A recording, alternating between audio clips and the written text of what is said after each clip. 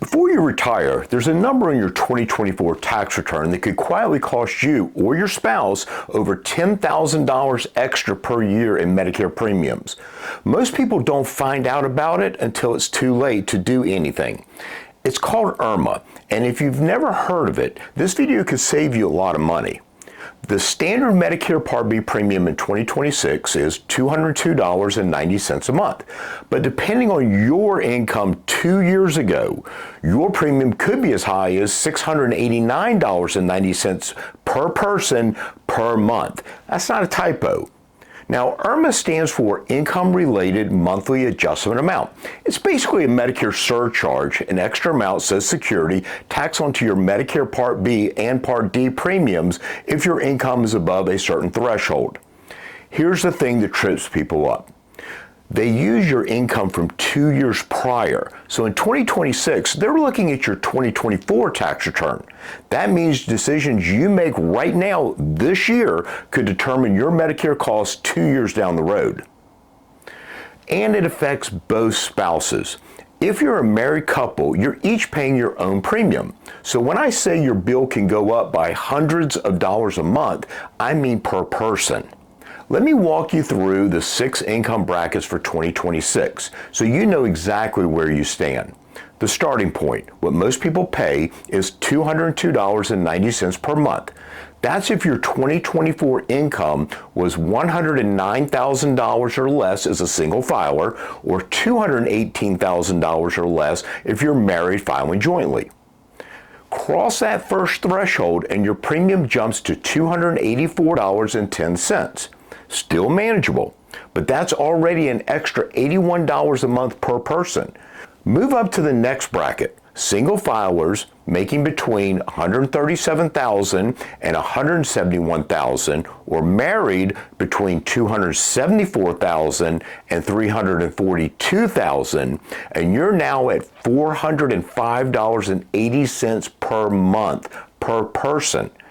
By the time you hit the top income bracket, over $500,000 single or $750,000 a year married, you're paying $689.90 per month per person.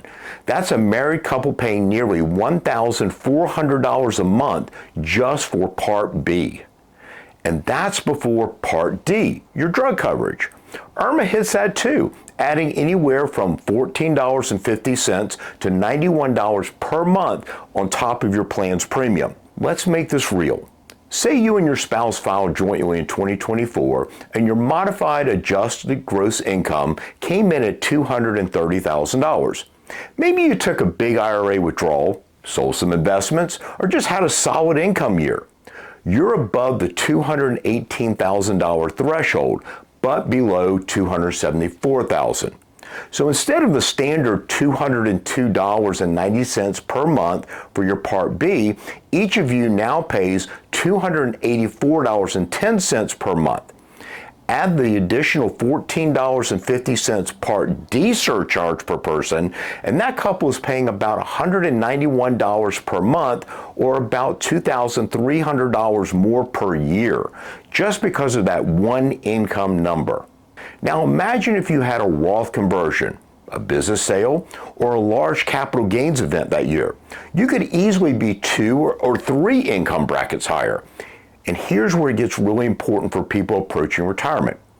These are the events most likely to spike your income and trigger higher IRMAA brackets.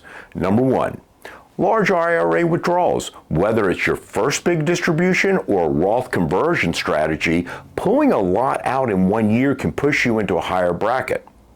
Number 2, selling a business or real estate. A one-time gain can look like a massive income on your tax return, even if you never see that kind of money again. Number 3, big capital gains. If your portfolio has appreciated significantly and you sell in a single year, that income counts. Number 4, the year you retire. This is an ironic one. You might have had a high income working in year 2024, retire in 2025, and still pay higher Medicare premiums in 2026 based on that old income. The good news, there's a fix for that last one.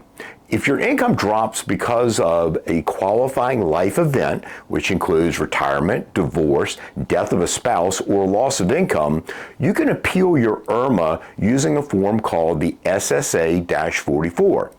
You bring documentation supporting your qualifying life event, and if approved, Social Security can use more recent income instead of the 2-year-old number. So what's the takeaway? A few things. First, know your modified adjusted gross income.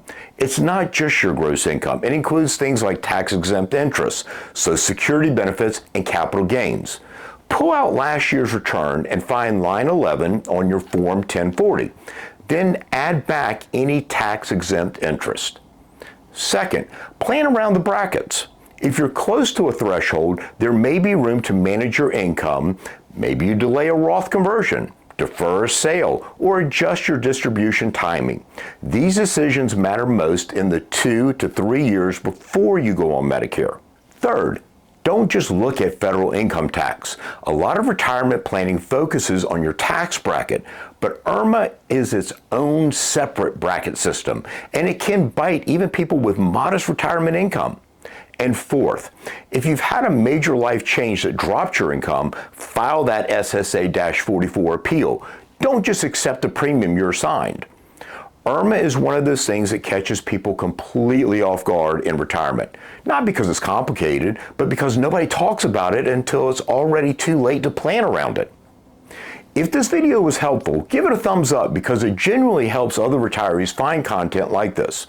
There's a link in the description below to the 2026 IRMAA bracket table so you can see exactly where your income lands. I'll see you right here in the next video.